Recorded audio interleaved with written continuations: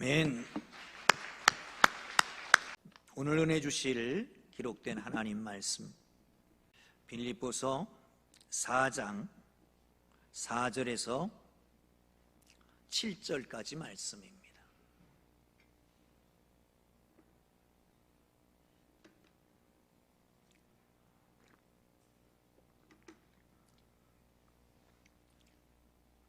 찾으셨으면 우리 함께 읽겠습니다. 시작. 주 안에서 항상 기뻐하라. 내가 다시 말하노니 기뻐하라. 너희 관용을 모든 사람에게 알게 하라. 주께서 가까우시니라. 아무것도 염려하지 말고 다만 모든 일에 기도와 간구로 너희 구할 것을 감사함으로 하나님께 아뢰라. 그리하면 모든 지갑에 뛰어난 하나님의 평강이 그리스도 예수 안에서 너희 마음과 생각을 지키시리라. 아멘. 할렐루야. 옆에 분하고 인사하시죠. 새해 복 많이 받으세요. 다시 한번 인사합니다. 행복하세요. 더 중요한 것은 행복하게 해드리겠습니다. 시작. 행복하게 해드리겠습니다.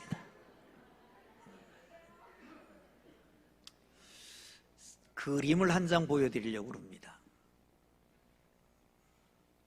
이 그림은 교황 클레멘트 9세가 교황이 되기 전 추기경으로 있을 때에 프랑스의 작가인 니콜라 푸생에게 부탁을 해서 그린 그림입니다. 모든 내용과 도안은 클레멘트가 한 것이죠. 자세히 보면 위에 앞에 새벽의 여신 오로라가 앞을 갑니다. 그 인도를 받으면서 뒤에 황금마차를 타고 오는 태양신 아폴로 신이 뒤따르게 됩니다. 그 아래는 한가로운 전운에서 날개를 단 노인이 리라를 연주하고 있습니다. 그 음악에 맞추어서 네 사람이 빙글빙글 돌아가며 춤을 추는 것입니다. 이 작품의 이름은 시간의 춤이라고 하는 것입니다. 날개를 단 노인은 시간을 상징합니다. 그 앞에 천진하게 각각 왼쪽에는 비눗방울을 가지고 오른쪽에는 모래시계를 가지고 놀고 있습니다. 이것은 유한한 인생을 얘기하고 있습니다. 시간의 옥조에 맞춰서 춤을 추는 네 사람이 등장하는데 이 사람은 빈곤, 노동, 부, 쾌락을 상징한다고 합니다. 가난한 이도 열심히 노동을 하면 부와 쾌락이 따라온다라고 하는 거죠. 근데 쾌락 다음에는 가난이 있습니다. 쾌락에 빠지면 가난해질 수밖에 없다는 겁니다. 즐거움을 춤을 추면서 쾌락을 하면서 그대로 인생이 멎으면 얼마나 행복할까요? 그런데 대체로 그런 일은 거의 없습니다. 왼쪽에 보면 기둥이 하나 서 있습니다. 그 기둥 뒤에는 두 얼굴이 있습니다. 하나는 과거를 돌아보고 하나는 미래를 바라보는 야누스 상입니다. 여러분 아는 대로 제뉴얼이라고 하는 1년은 여기서 기인된 것입니다. 그러기에 제뉴얼이는 야누스는 새로운 시작과 다른 곳으로의 이동을 상징하기도 합니다. 문지방 역할도 하는 것이죠. 새해 2024년 1월 벌써 7일이 되었습니다. 금년도를 청룡의 해 이렇게 얘기합니다. 갑은 푸름을 상징하고 지는 용을 상징하기 때문에 그렇습니다. 그런데 이 청룡, 용은 우리가 아는 12지신이 있잖아요. 띠들 말하잖아요. 근데 모든 띠는 생존하는 동물들입니다. 딱 하나가 있는데 용이죠. 이 용은 신비한 동물 존재입니다. 그러기에 용은 우리나라에 있어서 용 그러면 신비함 내지는 힘, 권위, 풍요로움, 나아가서는 희망, 입신, 출세 등을 상징하게 됩니다. 그래서 그런지 금년에는 너도 나도 할 것 없이 희망을 거는 사람들이 있습니다. 소망을 갖습니다. 새로운 시작을 합니다. 언젠가 기회가 있을 것이라고 생각합니다. 막연하게 개인과 사회의 긍정적인 변화, 긍정적인 삶을, 행운을 기대하고 있습니다. 사랑하는 성도 여러분, 고대의 철학자였던 아리스토텔레스의 행복론에 보면 모든 존재하는 것은 목적이 있다. 그런데 인간 존재의 목적은 행복이다. 행복하게 살려면 어떻게 해야 되느냐? 덕을 쌓아야 되는데 그 덕은 이성적인 덕의 활동을 해야 되는 것이고, 한 번에 이루어지는 게 아니라 계속해서 함으로 우리의 습관이 될 때에 진정한 행복이 있다라고 말하고 있습니다. 사랑하는 성도 여러분, 우리는 행복하기 위해서 존재합니다. 아멘. 행복하기를 주의 이름으로 축원합니다. 그래서 금년도 표어는 행복한 교회입니다. 행복한 교회가 되려면 성도들 모두가 행복해야 됩니다. 행복의 에너지를 받고 행복한 삶을 살기를 주의 이름으로 축원합니다. 하나님께서 우리를 선택하신 것은 왜 선택하셨을까요? 요한복음 15장 11절을 보죠. 시작. 내가 이것을 너에게 이루면 내 기쁨이 너희 안에 있어 너희의 기쁨을 충만하게 하려 함이라. 아멘. 하나님이 우리를 선택하시고 예수께서 십자가에 달려 돌아가시고 하신 이유는 주의 기쁨을 우리에게 주셔서 우리 속에 충만하게 하시려고 우리를 부르시고 십자가 지고 돌아가신 걸 믿으시기를 축원합니다. 예수님의 기쁨이 여러분 모두에게, 예수님이 주신 행복이 금년 한 해 계속되기를 주의 이름으로 축원합니다. 할렐루야, 할렐루야. 자, 어떻게 하면 행복해질까? 많은 말씀을 준비하다가 그러다가 여기에 꽂혔습니다. 4장 4절을 보겠습니다. 시작. 주 안에서 항상 기뻐하라. 내가 다시 말하노니 기뻐하라. 그리스도인이라면 기뻐하라는 거예요. 주 안에 있기 때문입니다. 주님의 말씀을 듣고 살기 때문입니다. 예수 그리스도 안에서 구속받았기 때문입니다. 아니, 예수 그리스도께서 우리를 핏값을 주고 사셨기 때문입니다. 그러므로 기뻐하기를 주의 이름으로 축원합니다. 할렐루야. 사람들은 종종 그렇게 말합니다. 기뻐할 건덕지가 있어야 기뻐하지, 그러잖아요. 아니, 우는 아이한테 야, 웃지 마, 웃어. 그러다 웃어집니까? 의지가 감정을 지배할 수 있는 게 아니잖아요. 애들은 억지로 웃지 않으려고, 울지 않으려고 입을 꽉 담고 그렇지만 눈물은 흘러가잖아요. 여러분, 기뻐하십시오. 그런데 기뻐할 수가 없어. 왜? 기뻐할 건덕지가 없으니까. 그럼에도 성경은 기뻐하라고 말씀하고 있어요. 그럼 어떻게 기뻐할까요? 그런데 거듭날 항상 기뻐하라고 말해요. 어떻게 기뻐할 수 있을까요? 바울은 주후 61년경에 로마 감옥에 투옥되게 됩니다. 그리고 그 자리에서 편지를 쓰는 겁니다. 유럽에 제일 처음 개척한 교회 빌립보 교회를 향해서 편지 씁니다. 그러면서 이렇게 말씀합니다. 기뻐해라. 내가 다시 말하노니 기뻐해라. 항상 기뻐해라 라고 말씀합니다. 근심하지 마, 걱정하지 마, 두려워하지 마, 기뻐해. 그런데 그 안에 단서를 붙입니다. 주 안에서 기뻐해라. 할렐루야. 주님 안에서 기뻐하기를 주의 이름으로 축원합니다. 주님 안에서는 왜 기뻐할 수 있을까요? 첫째, 죄 용서함 받았기 때문입니다. 아멘? 아멘? 죄 용서함 받은 것에 대해서 기뻐하지 않습니까? 기쁘지 않습니까? 여러분, 우리가 오늘 죽는다. 하나님 앞에 서면, 하나님 앞에서, 예수님 앞에서 관건은 뭘까요? 제일 중요한 건 뭘까요? 그것은 죄 사함입니다. 죄 사함 받으면 죽으나 사나 상관없습니다. 하나님 나라 그냥 들어갈 수 있으니까요. 그런데 지금 내가 죽는다고 생각하면, 아니 이것이 마지막이라고 생각하면 가장 중요한 게 죄 용서함인데, 예수 안에서는 죄 용서함 받은 것입니다. 그러므로 주 안에서 기뻐하기를 주의 이름으로 축원합니다. 할렐루야. 또 한 가지, 주님 안에서 왜 기뻐해야 됩니까? 우리는 하나님의 자녀가 됐기 때문입니다. 아멘.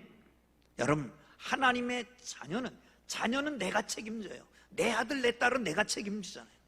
하나님의 자녀는 하나님이 책임지게 되는 걸 믿으시기를 축원합니다. 그 하나님은 전지하신 하나님입니다. 전능하신 하나님입니다. 없는 게 없는 하나님입니다. 무엇이든지 해줄 수 있습니다. 사랑하는 성도 여러분, 그 하나님의 자녀된 것으로 인해서 기뻐하기를 주의 이름으로 축원합니다.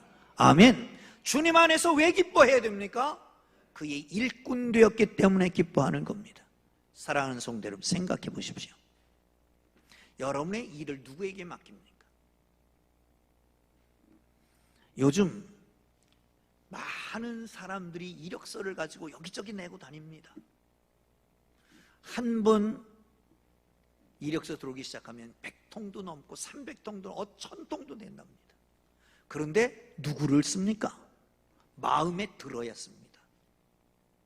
마음에 안 드는 사람 들어오다가 세울 수가 없잖아요. 마음에 딱 맞아야 들어서는 거란 말이죠.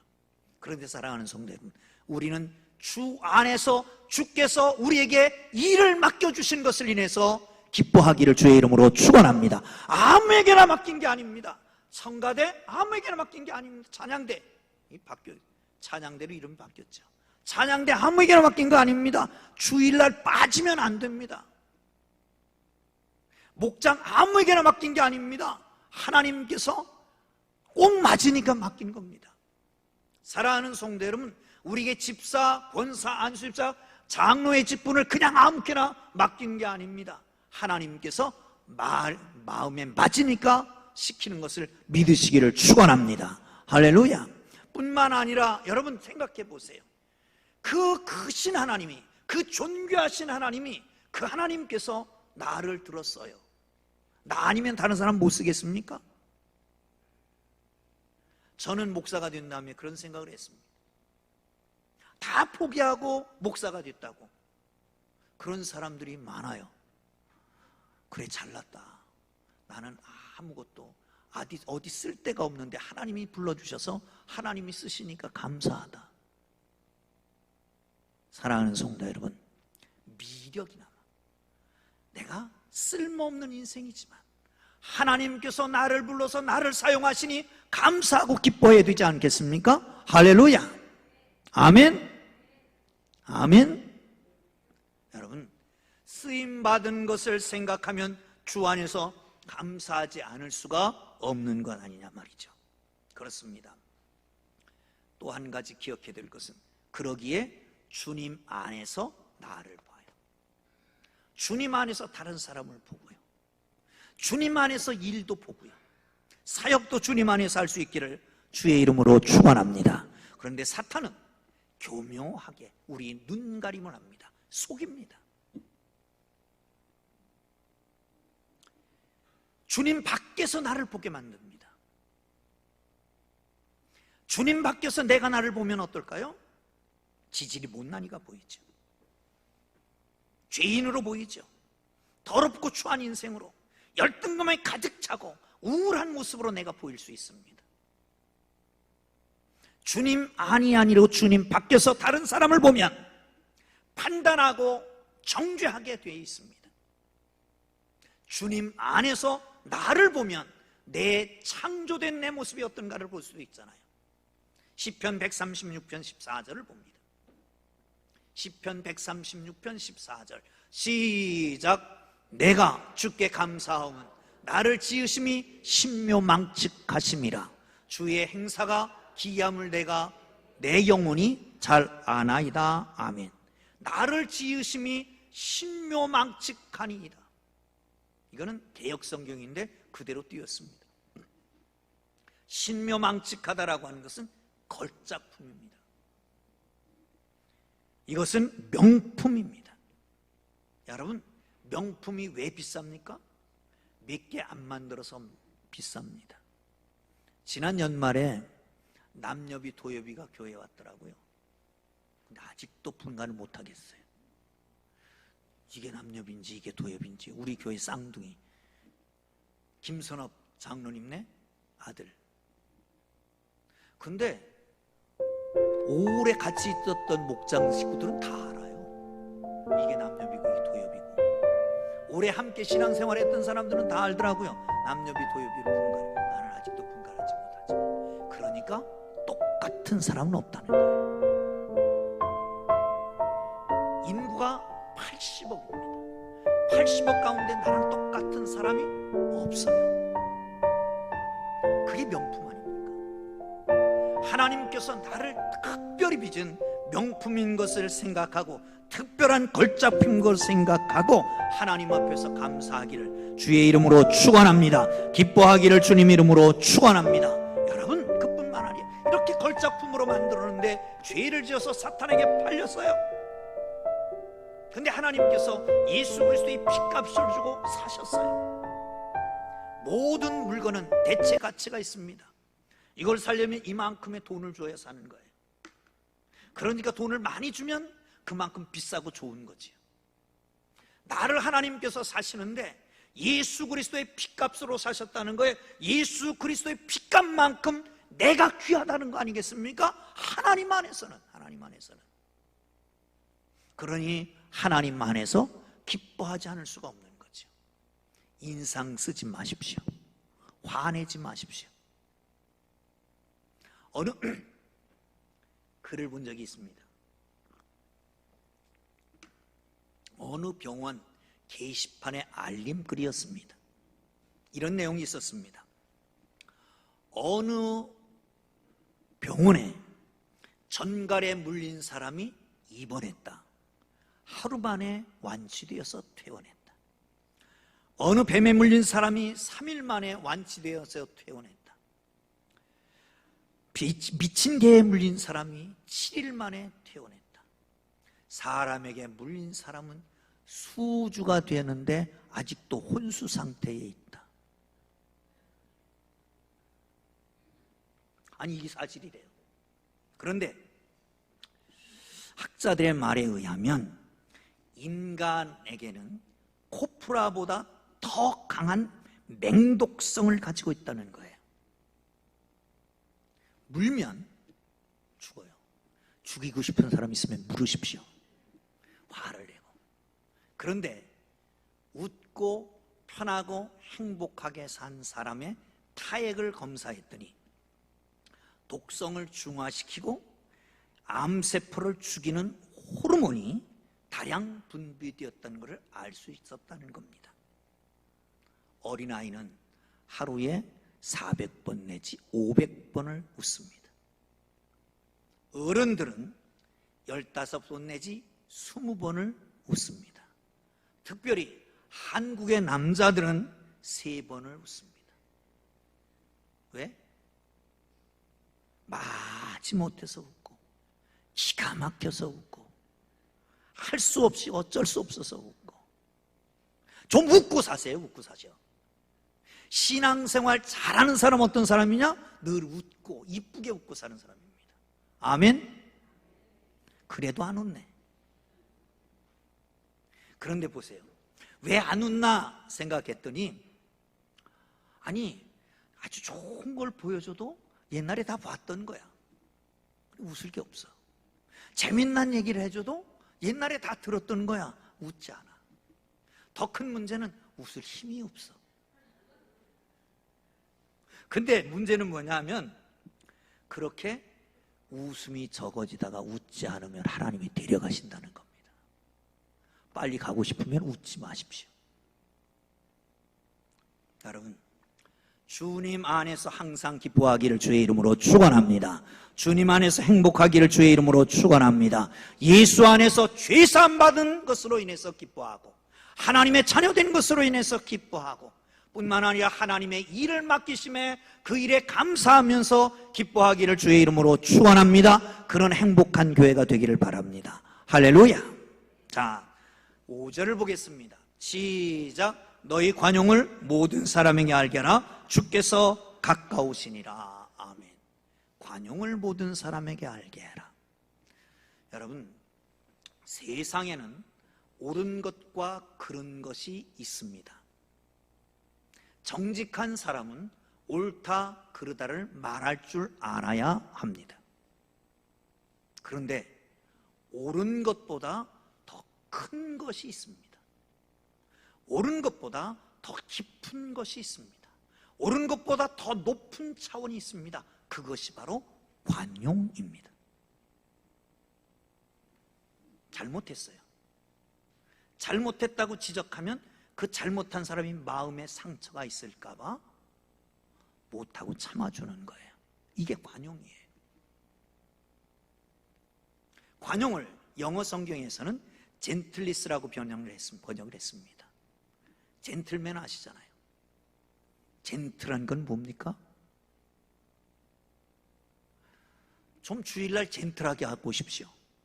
슬리퍼 직직 끌고 오지 말고 파티 갈 때 멋있는 옷 입고 가는 것처럼 그렇게 입고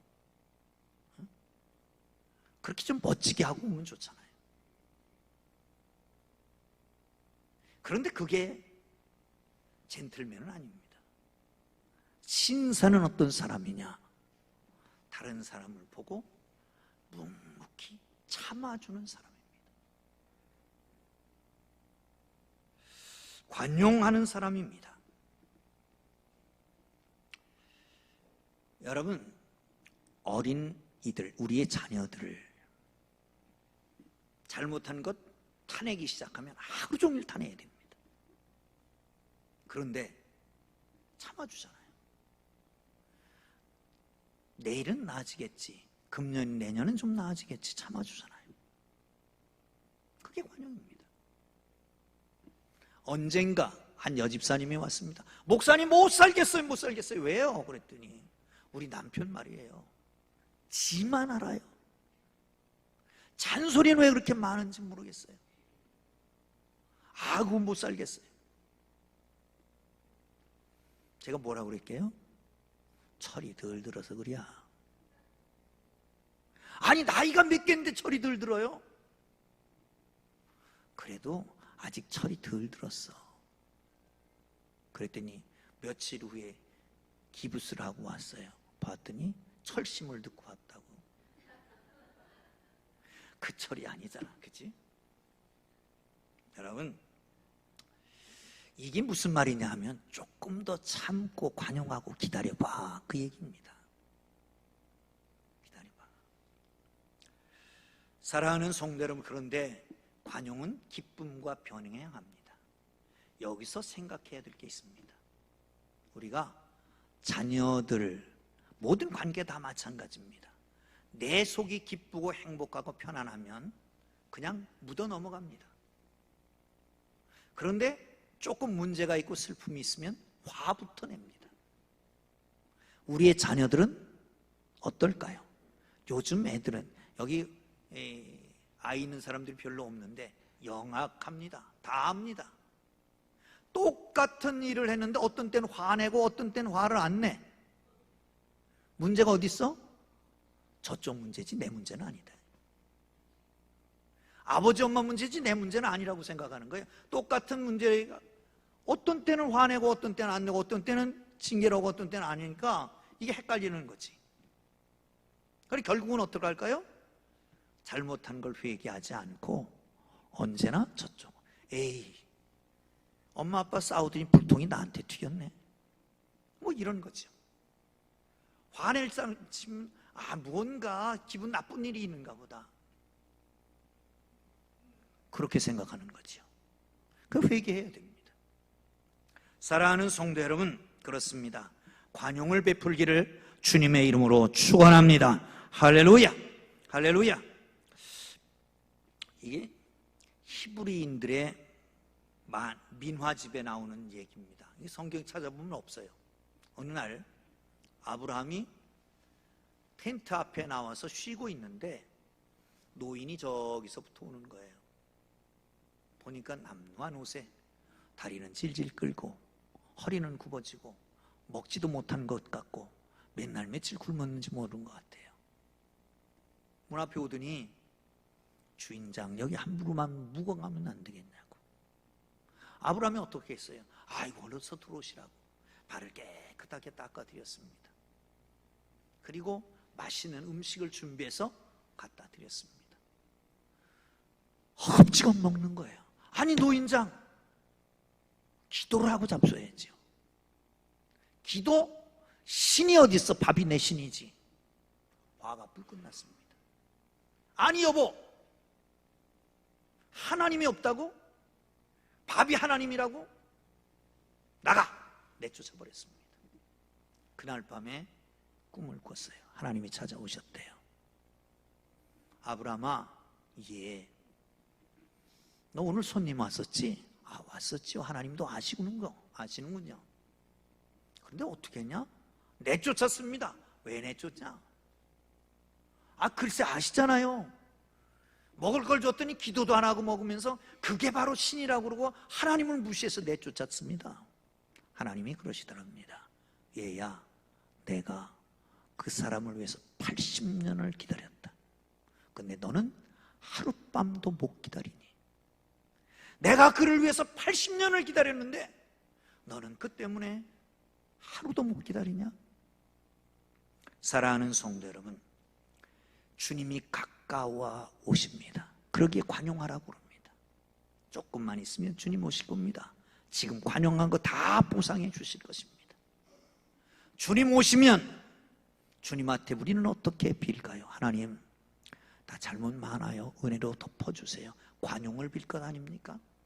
그런데 우리 주님이, 그래, 네가 필요한 관용 너는 얼마나 베풀었느냐 물으면 뭐라고 말할까요? 우리 주님께서 내게 베푸시는 관용, 우리 주님 오실 때 내가 주님 앞에 구해야 될 그 관용, 그런데 나는 얼마나 관용하냐 말이죠. 사랑하는 성도 여러분, 주님 안에서 관용하십시다.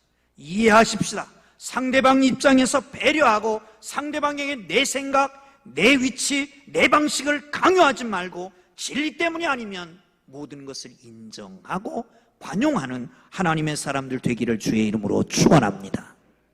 관용이요? 아이고, 치가 떨리는 인간이 하나 있어요. 그 사람만 생각만 해도 화가 불긋불긋 나요. 도저히 안 돼요. 그런 사람이 있습니까? 관용하십시오. 왜? 그 사람은 몰라요. 문제는 내게 있어요. 생각만 하면 부글부글 끓어. 생각만 하면 속이 상해. 그것 때문에 내 속상하고 나 손해보고 신앙도 손해보고 다 손해보는 거예요. 다 용서하기를 주의 이름으로 축원합니다. 관용하기를 바랍니다. 아멘. 혹시 옆에 있는 사람 아닌가? 우리 집사람이 나를 보고 싱긋이 웃는데 왜 그런지 모르겠어요. 관용해 주세요. 자, 마지막으로 6절을 보겠습니다. 시작. 아무것도 염려하지 말고 다만 모든 일에 기도와 간구로 너희 구할 것을 감사함으로 하나님께 아뢰라. 염려하지 마라. 걱정하지 마라. 여러분, 무엇 때문에 염려하고 무엇 때문에 걱정하십니까? 여러분 다 아시겠지만 연구를 했는데 염려 중에 40%는 전혀 일어나지 않을 것 염려하고 있다는 겁니다. 우리가 염려하는 중에 30% 정도는 어떻게 알 수 있냐면 미리 다 지나갔다는 거예요. 거기에 22%는 아주 사소한 걱정이고, 따져보면 92%는 염려 안 해도 될 것. 또한 그 중에 4%는 염려한다고 해결이 안 되는 것. 너무 어려운 것. 내가 염려해서 해결할 수 있는 것은 4%. 여러분, 사탄이 우리를 속이는 겁니다.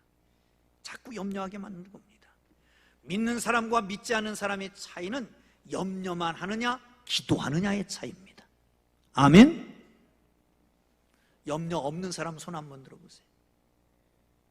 걱정 없는 사람 손 한번 들어보세요. 없죠? 내일 교회 나오십시오. 아멘. 옆에 사람한테 물어보세요. 당신은 염려가 있습니까? 시작. 당신은 염려가 있습니까? 대답을 하세요. 있습니까? 없습니까? 전혀 없습니까? 있습니까? 그러면 내일 교회에서 뵙겠습니다. 아멘. 할렐루야. 사랑하는 성도 여러분, 그렇습니다. 한 20여 년 전에 영국 BBC에서 100만 명을 상대로 설문조사를 했습니다. 가장 존경하는 사람이 누구냐? 2위는 세익스피어, 1위는 윈스턴 처칠이었습니다. 윈스턴 처칠이 학창시절의 학적부에 품행이 나쁘고 남을 괴롭히는 아이요, 희망이 없는 싸움꾼, 이렇게 적었었다고 합니다. 학교 성적은 어땠느냐? 지리 성적은 낙제를 겨우 면할 정도였습니다. 사관학교를 갖고 싶었는데 성적이 모자라서 삼수를 해서 겨우 꼴찌로 들어갔답니다. 그런데 그가 할 수 있었던 것은 나이가 들면서 기도하는 법을 배우기 시작했다는 거예요. 사관학교 시절에도 기도하고, 장교 시절에도 기도하고, 군대 가서도 기도하고, 그뿐만 아니라 1차 대장시에도 기도하고, 국회의원이 되어서 의사당에 앉아서도 기도하는 모습이 종종 보였다는 겁니다. 수상이 된 후에도 기도하고, 2차 세계대전에 영국을 성공적으로 이끈 수상일 때도 기도했습니다. 희망이 없던 사람이, 희망이 없는 싸움꾼이 온 인류에 희망을 던져줬던 사람으로 변할 수 있었던 것은 다른 게 아니라 기도였습니다. 아멘. 기도하면 어떻게 될까요? 한번 보시죠. 7절 봅니다. 시작.